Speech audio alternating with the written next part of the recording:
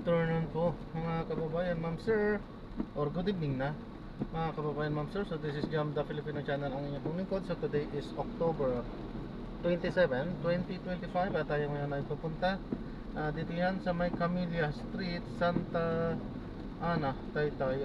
No, Santa Ana, Taytay. At dadalhin po natin yan sa may Eusebio Bless Village, sa may Eusebio Bless Village, may bunga Pasig po yan. Okay, so magbabalik po tayo mamaya konti.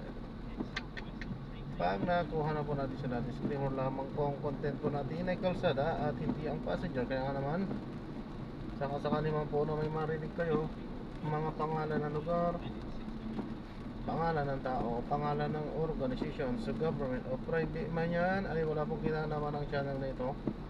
At wala pong pinapatungkulan. Lahat po ng pinag-uusapan dito ay pawang dito lamang po yan sa loob. At wala pong pinapatungkulan sa labas. Sige po, babalik po tayo mamaya konti pag nakakuha na po natin sila.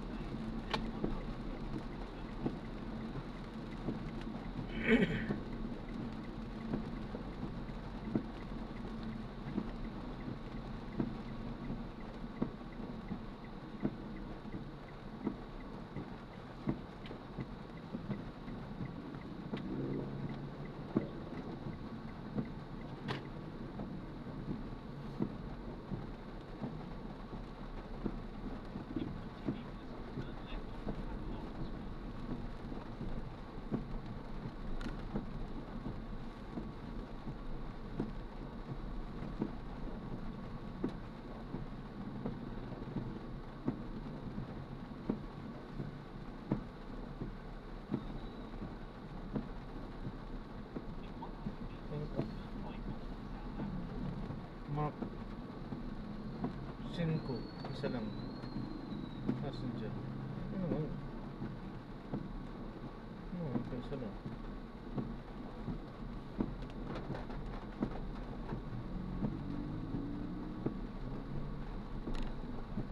Parehas lang ang bayad dyan. Isa o apat.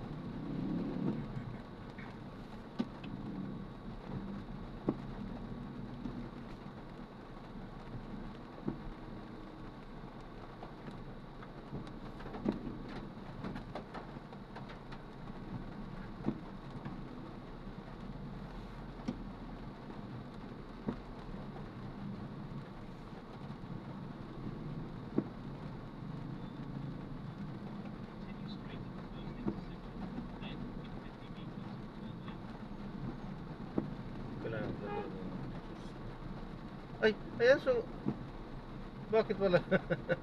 Wala. Nakalimutan natin ano yung balita na pakikinggan sana natin.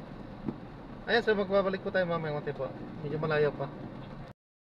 Loko mo na ng suspect ang biktima na ayusin ito ang problema nila sa lupa. Siningin mo na ng suspect ang biktima ng 5 milyong piso para umano sa attorney fees at iba pang bayarin sa korte habang hindi sa kaso. Ayon sa biktima, nagtiwala siya dahil kaibigan niya nung pakilala sa suspect. May binibigay din niya mga resibong suspect para sa mga ginagawa sa pag-aasikaso ng kaso na umabot ang mula sa 4.8 milyong peso. Sabi talaga, ma'am. Kasi kami pag inaniwala kami na talagang totoo kasi doon mismo sa court of clerk nabibigyan ng pera. Then pagkabigyan natin ng pera, pinapasasa, meron naman siyang resibo. Pero nagduda na aniya sila dahil ilang buwan na ang lumipas na hindi pa rin umuusad ang kaso. Kaya nagpunta sila sa sitio. Sa tunay na abogado ang suspect. At peke ang mga resibong binibigay sa kanila mula umano sa korte dahil may kasabot pala sa loob ang suspect. Sir, legal administrator 6. Nag-verify kami, wala naman. Ng public document, use of fictitious name, usurpation of authority, at paglabag ng Cybercrime Prevention Act of 2012. Kakasuhan din ng NBI ang tatupang kasama nila, sabi nila ay sarili empleyado ng korte at dalawang may-ari ng mga account kung saan idinedeposito ang perang ibinabayad ng biktima. Payo pa rin ng NBI para hindi maloko ng peking abogado, maaaring mag-verifika o malaman kung totoong abogado ang inyong kausap sa pamamagitan ng pag-check ng website ng Supreme Court at Integrated Bar of the Philippines. Zian Ambroso, ABS-CBN News. Nasabat ng PNP sa 5 bust ang nasa mahigit 40 milyong pisong halaga ng bush o high-grade marijuana sa Taytay Rizal noong Webes. Ayon sa PNP, agad nilang inaresto ang isang lalaki nang pagbentahan niya mismo sa loob ng kanyang bahay ang isang nagpanggap na buyer na marijuana. Tumambad sa operatiba mga kontrabandong ipinilid sa mga kahon at maleta. Kabilang dito ang nasa 25 kilo ng high-grade bush, mahigit 20 kilo ng tuyong tao na marijuana, mga cartridges ng liquid marijuana at mga vape juice na may sangkap na marijuana. Nakumbisga rin ang March Money, timpangan at fetching ID. Kalimitan naman ipinibenta sa mga kabataan ang illegal na vape product. Patuloy ang follow-up operation ng PNP para matukoy ang iba pang kasamahan ng naaresto. Kulong ang suspect na naharap sa kasong paglabag sa Comprehensive Dangerous Act of 2002. Nakikipag-ugnayan ng pamahalaan sa Myanmar at Thailand para sa turnover ng mahigit 200 Pinoy na nasagip mula sa mga scam hub compounds. Isa sa mga na-rescue ang sabik na makauwi sa kanyang anak matapos ang halos 1 taong forced labor sa Myanmar. Nagpapatrol, Ben Hernandez. Pebrero ng eksklusibong makausap ng ABS-CBN News si Ira para manawagan ng tulong matapos malaglag sa kamay ng mga sindikatong nagpapatakbo ng mga scam hubs sa Myanmar.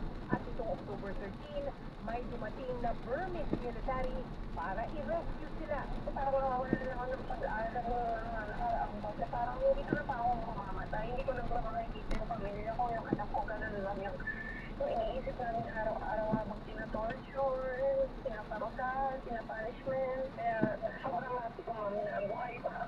Nasa Miyawat na si Ira at 13 pang kasamahang Pinoy malapit sa border ng Myanmar at nakatakdang itawid sa Thailand para i-turn over sa pamahalaan ng Pilipinas. Ayon sa DFA, 66 na Pinoy na ang nakatawid sa Thailand. Siyam ang nasa kustudiya ng embahada sa Yangon. Pero 222 lahat ang mga humihiling na makauwi ng Pilipinas matapos masagip sa mga scam hub compounds. Kumilos na rin ang Department of Migrant Workers para sa agarang paghatid ng tulong sa mga Pinoy. Inoorganisa na rin ang kanilang pag-uwi mula sa Bangkok, Thailand.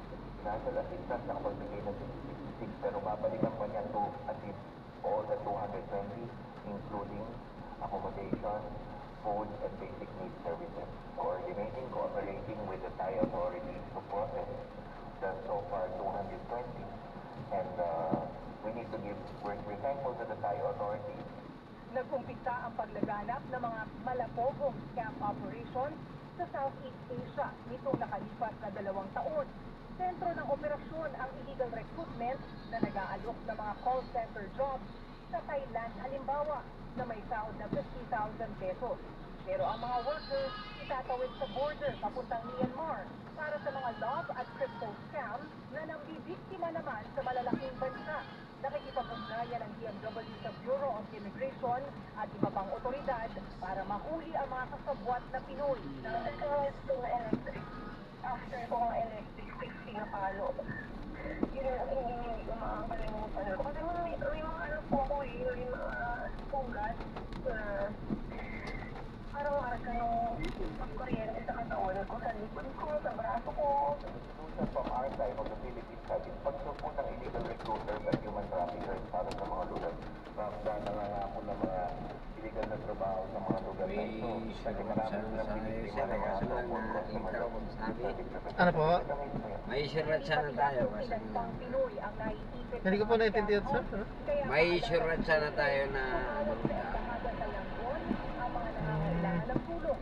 1,464 na Pinoy na ang nasagip sa mga scam ops sa Cambodia, Laos at Myanmar. Ben Hernandez, ABS-CBN News. Gumuho ang lupa sa kamay ng malakas na mga pag-agos ng tubig dahil lang sa matinding pag-ulan sa barangay San Sunihon sa Cagayan de Oro City linggo ng hapon. Sa kuwang ng Tito Nitong, Pescador Bellote, ragasa ang baha na may kasamang mga bato at punong kahoy sa kalsadang malapit naman sa Mangalay Beach. Sinisamang mga atras ng truck na ito na bumabaybay sa lugar para hindi matangay ng rumaragasang tubig at landslide. Nagpagtalungan din ang ilan sa mga sakay nitong kabahador. May naitala rin insidente ng landslide sa Purokdo sa Barangay Sinion. Ayon sa City Information Office, nadaraanan naman na ang mga susunarang kalsada ngayong Lunes. Pero inabusuan nila ang mga nagsika na pagwanakuna ng alternatibong ruta dahil malambot pa ang lupa. Ay sa pag-asa, dala ng nabuong low pressure area sa timog silangan ng Mindanao na nakapaloob sa Intertropical Convergence Zone ang naranasang pag-ulan sa naturang lungsod.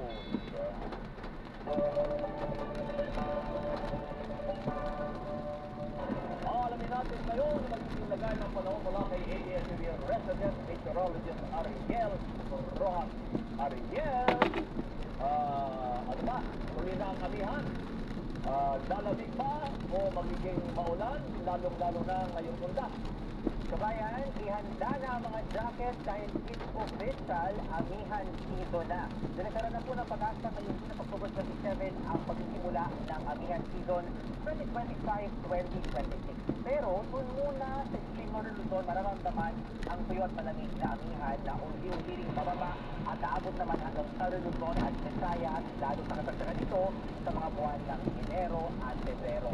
Kung may amihan sa norte, meron din minomonitor na low pressure area dyan sa may Palawan, na namataan ng LTE sa bayan ng Lumaran alas 3 ng hapon. Sabi ng pag-asa, matatanggang na ito ay maging isang bagyo sa susunod 24 na oras at nasa West Philippines na ito ngayong gabi. Ang LTE po ay nakapaloob sa Intertropical Convergence Zone o ICCT na salubungan ng hangin mula sa northern at southern hemisphere. Nakaka-apekto po ito ngayon sa may southern Luzon, Visayas at Mindanao. Posibleng makalabas na ng Philippine Area of Responsibility yung LPA sa araw ng Martes, pero kung sakali mabuo ito bilang bagyo habang nasa loob pa ng PAR, ito po ay pwedeng tawagin sa local name na Dino. Patuloy ding makaka-apekto ang maalinsangang easterly o yung asilanganin dito po silang bahagi ng Luzon habang tuloy-tuloy ang magiging pagbukso ng amihan dyan sa extreme northern Luzon.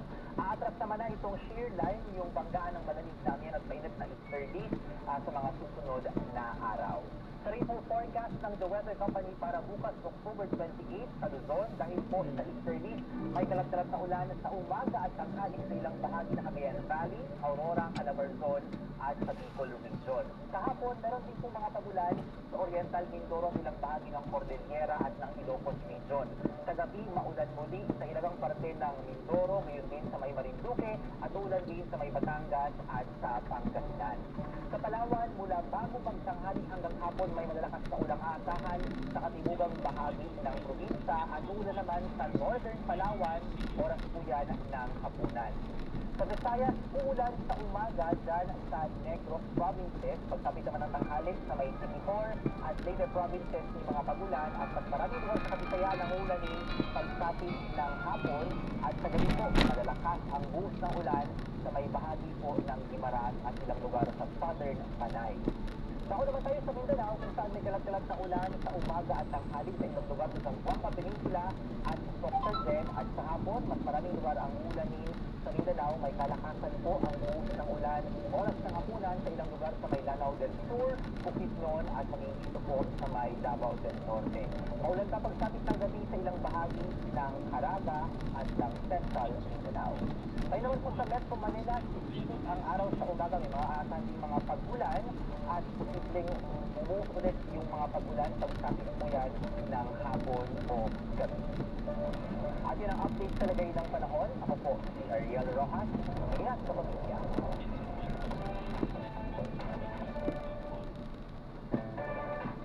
Balik bansa ang kapamilya actress na si Bel Mariano matapos ang kanyang guesting at media conferences sa North America para sa upcoming Star Cinema movie na Meet, Greet, and Buy. Samantala dumagsa ang news sa Meet and Greet event ng Bini sa Davao na sinabayan pa ng jam-packed performance sa Aurora Music Festival. Nagpapatrol, MJ Felipe. Mula Vancouver sa Canada hanggang sa Hollywood sa Los Angeles, pati na sa San Francisco, California, kumasyada ng TV appearances, guesting, interviews at media talkback sessions ang kapamilya actress na si Bel Mariano. Bahagi ito ng promo ng kanyang upcoming Star Cinema drama movie na Meet, Greet, and Buy. Nakasama ni Bel si Viola Pascual sa Vancouver at sa Los Angeles, kung saan ipinakita ang trailer at nagbahagi sila ng istorya ng pelikula. Sobrang nanibago ako. Sobrang nakakatuwa, di ba? In a sense na parang it puts a pride sa pagiging Pilipino. Parang feeling ko natataas ko yung flag, yung bandera ng Pilipinas. Sa bawat event, marami silang nakahalubilong mga Pinoy at ibang lahi. Going from different cities to another, I just saw how all of them were so excited. All of them were so engaged on knowing more about the Filipino culture. And, you know, parang hindi siya naging media junket eh. Parang siya naging open forum na heart-to-heart kami. They shared some of their experiences. I shared some of mine. You know, it was really just a casual conversation, Filipino to Filipino. One-of-a-kind experience ito kay Bel at umaasa siyang marami makakapanood ng Meet, Greet, and Buy worldwide mula November 12. It's about time that people appreciate Filipino content, Filipino stories. We're good storytellers, you know, and it's so nice that we're able to do that, and hopefully more. Samantala, sumabindong at bumuhos ang mga sumalubong at nag-abang sa Nation's Girl Group na Pini sa Aurora Music Festival sa Davao. Hindi nagpatinag ang walo at ang jam-packed festival crowd nang umulan at sumakas ang hangin. Ipinakita ng girls ang kanilang world-class performance sa paghataw sa kanilang hits gaya ng kanilang latest single na First Love. The next day, nagpatuloy ang mainit na suporta ng mga Davaoeños sa Nation's Girl Group nang dumagsa ang tao sa isang mall sa Davao para sa isang meet and greet event. Kita sa video ang dami ng mga nag-abang sa Bini na umabot sa mahigit 8,000 na katao. Ayon pa sa source ng ABS-CBN News, sarado pa ang mall ay marami ng groups ang nag-abang para makita at makasama ang isa sa pinakamatagumpay na OPM act ngayon. MJ Felipe, ABS-CBN News. At susunod, opisyal ng Northern Police District na nagpalabas ng isang detainee, arestado at sibak sa pwesto. Pagbagan sa first court ng K-pop idols at Pinoy stars, intense. At ang makeup transformation ng temang kababalagan, tutukan sa KBYN Special. Tuloy-tuloy pa rin ang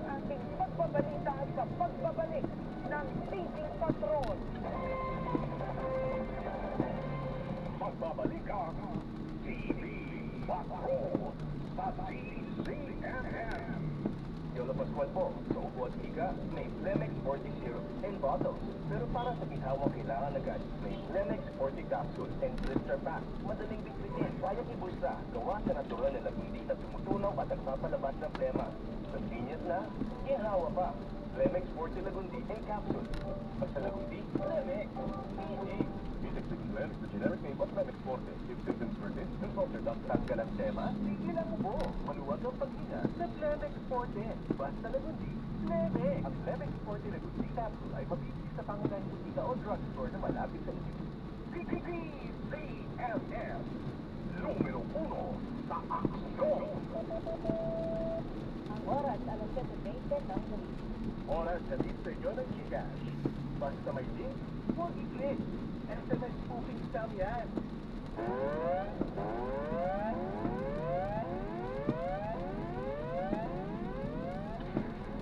Success 2025.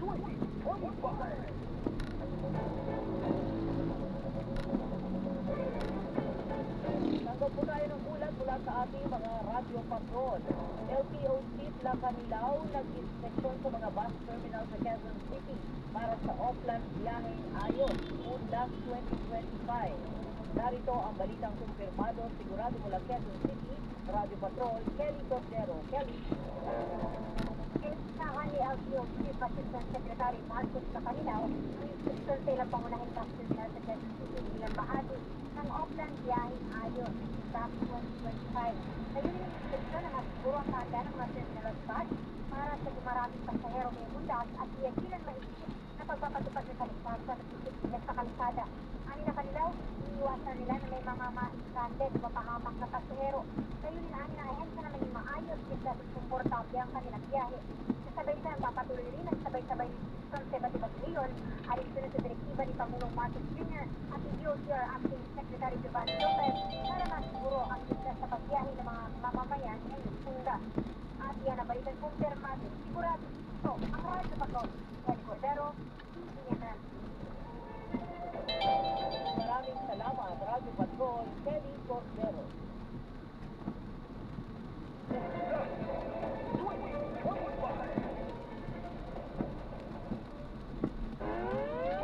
May nangyari, nakareport ka sa CNN. Basta Patrol sa Trenda. Ang oras, alas 7:22 ng gabi. Ang oras na ito ay hatid sa inyo ng Gcash. Ngayong papalapit na ang Pasko, bukod sa sangkat utak na regalo, umaapaw na rin ang text scam. Huwag mag-click ng mga kahina-hinalang link para palagi tayong gising, maging mapagpansyag, at mag-report agad sa otoridad para hindi mabiktima. Huwag hayaang sirain ng scammers ang diwa ng pagbibigayan at pagmamahal. Isang paalala mula sa Gcash. Basta may link, huwag i-click. SMS spoofing scam yan. Gcash is regulated by Bangko Sentral ng Pilipinas. PPPCFF. Numero 1 sa aksyon. Tara na! Katanda sa GCFL. Pakipagkwentuhan at kunin ang daanay others na sasakay sa iba't ibang jeep sa Metro at Mega Manila. Sagot na namin ang pamasahe mo. Makakatanggap ka pa ng regalo mula sa DCFM Radio Patrol sa Istreta at DCFM Teleradyo. Kaya abang-abang na, baka ikaw na ang makasakay sa GCFM.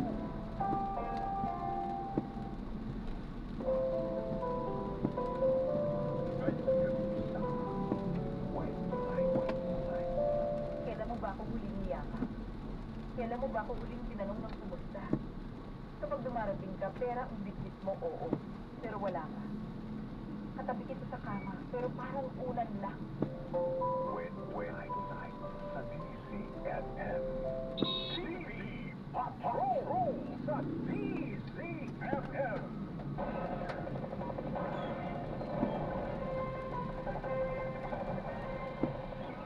Arestado at sibak sa pwesto ang isang opisyal ng Northern Police District matapos sumanong palabasin sa selda ang isang detainee.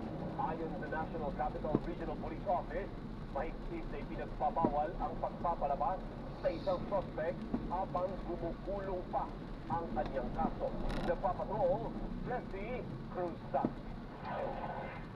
Ikaw, sir, ay na, ito ay may karapatan na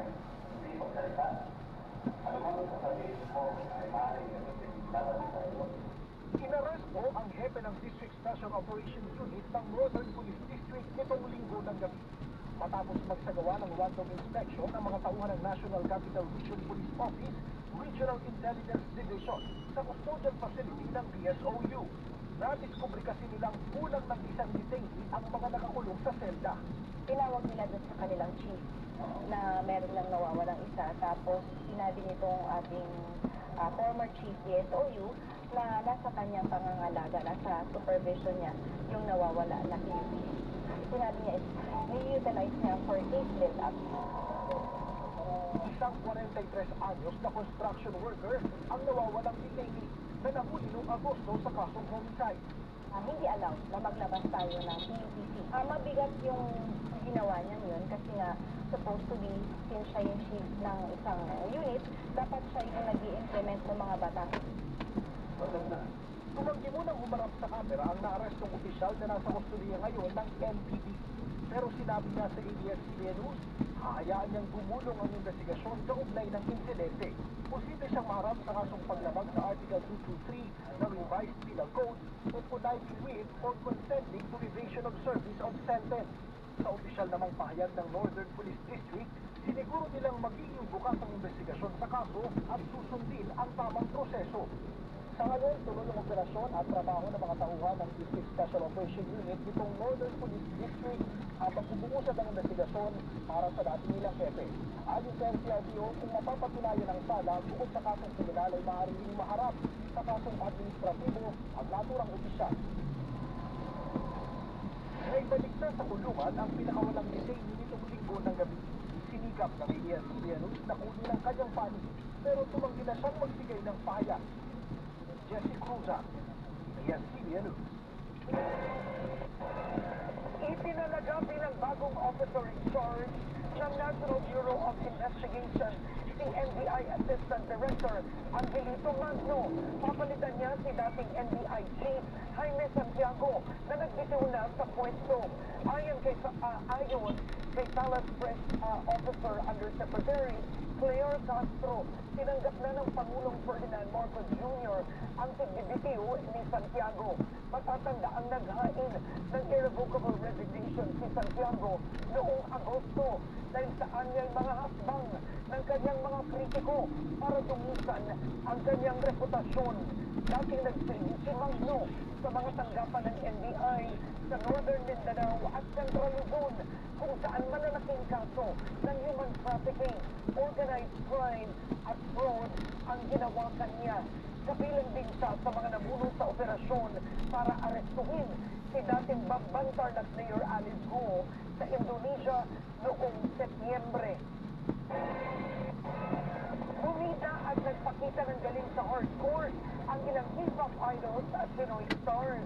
Muli namang nabigyang buhay ang istorya kung gaano ka-intense at magmahal ang mga queer. Nagpapatrol, Ana Cerezo.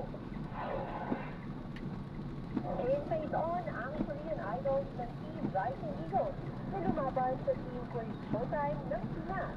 Ayon sa Team Quiz Showtime na pinangunahan ni Bong Navarro, akala nila Jill at Vice ng ang exhibition match.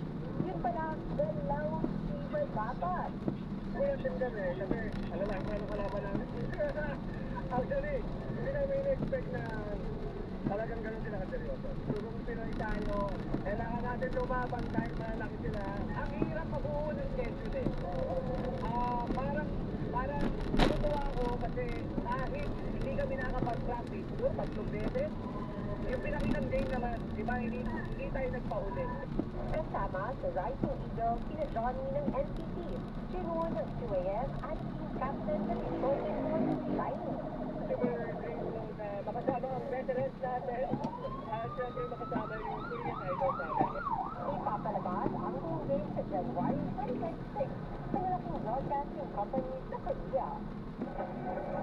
Ang istorya kung gaano ka-intense naman magmahal ang mga queer. Muling nabigyang buhay bilang isa sa mga finalists ng Cine Panalo. Nakatanggap ang Mugwon sa Canela Actors Music ng 5 million grant. Sa ang dami kong napagpasapasahan ng production, ang dami kong natututunan. Since dahil marami akong baon, marami akong mababaon sa mood ko. Kamusta mo, boss? Pag-revenue din sa Sine Panalo 2026 ang Apple of My Eye, Talk on You, Beat, Mono Aware, Patay Gutom, at 1,000. Kinilala ang veteran journalist at City Patrol anchor na si Sharon Davila bilang Ally of the Year sa Filipino Bahag Hari Awards and Charity Gala. Ito ay dahil sa kanyang suporta at pagdamit sa plataforma para isulong ang inclusivity, diversity, at equality. I am is that we remember this. We have one Creator, and we always have to act with love, kindness, compassion, and respect for the dignity of others, even if we may not hold the same beliefs, and if we may love differently from others.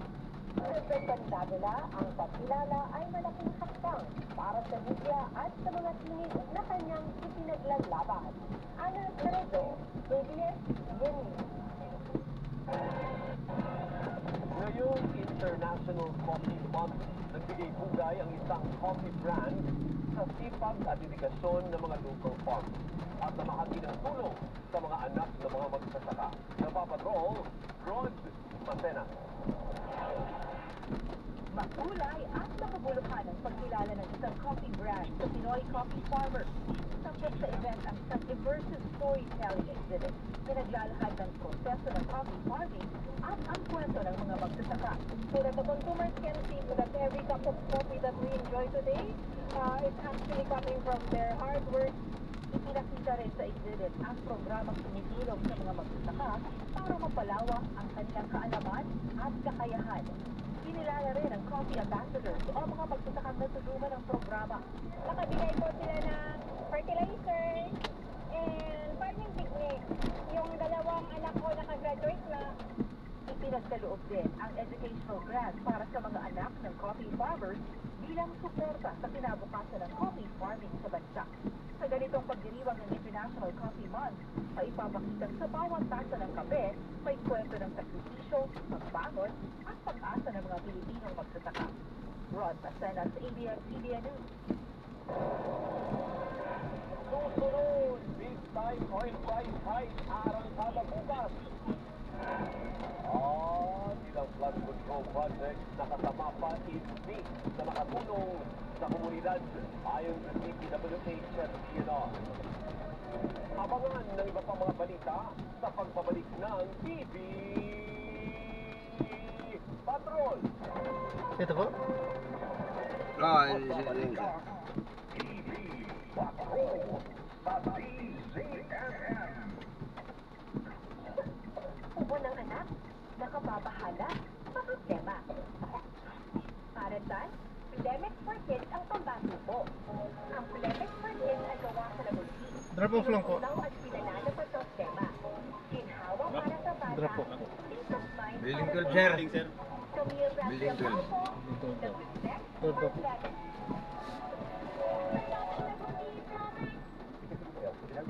Ay, sir, kinunong ka pa rin ng ID. Oo. Agad ang ubo at demang nakabara. Ang batang nakundi, Plemex. Tagyan natin bukas. Numero 1 sa aksyon. Ang oras, alas 7:20. Bago lang yun eh, hindi pa na. Ang oras ay nagsisenyo ng Plemex Ayos na. Forget. Mabilis, agapan ang ubo at demang nakabara. Ang batang nakundi, Plemex.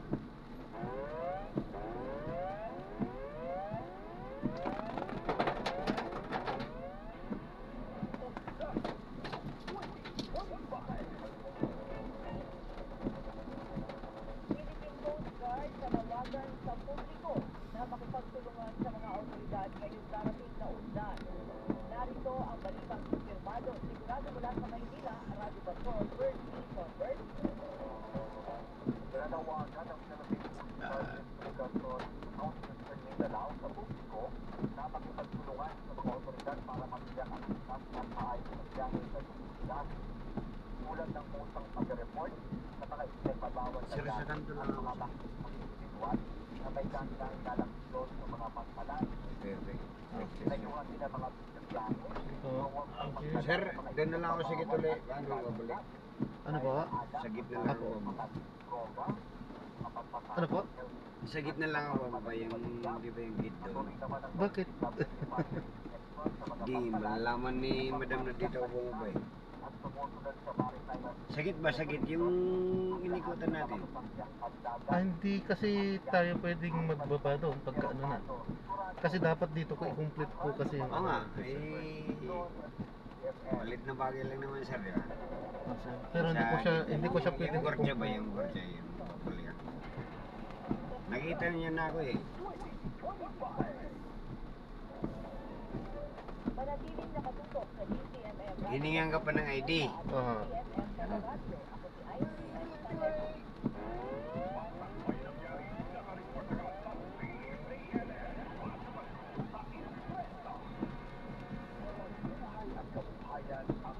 Ang kinukunan kasi lang ng ID sir, pag hindi nila kilala yung... di ayos lang po for Kasi safety wala purposes lang naman po. naman sir, tama yun.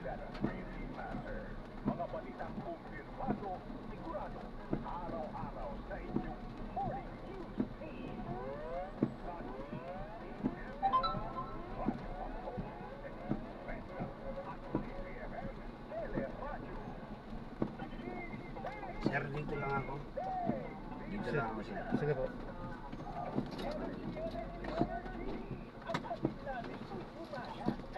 Thank you sir, thank you sir. Sige po, ingat po.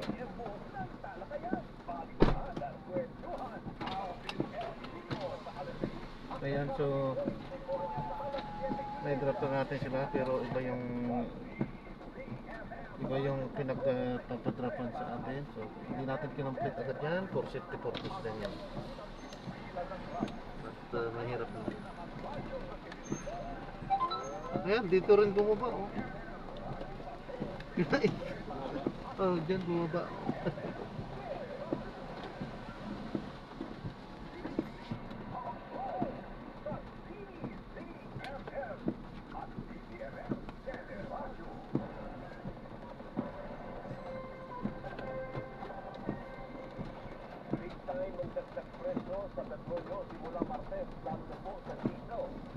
Ayan, so na-drop na natin sila. So maraming salamat po sa panonood. Hanggang sa muli, ingat po at God bless. Paalam po muna po, samantala tayo gagawa na ng ibang video sa ating susunod na misyon. Paalam po.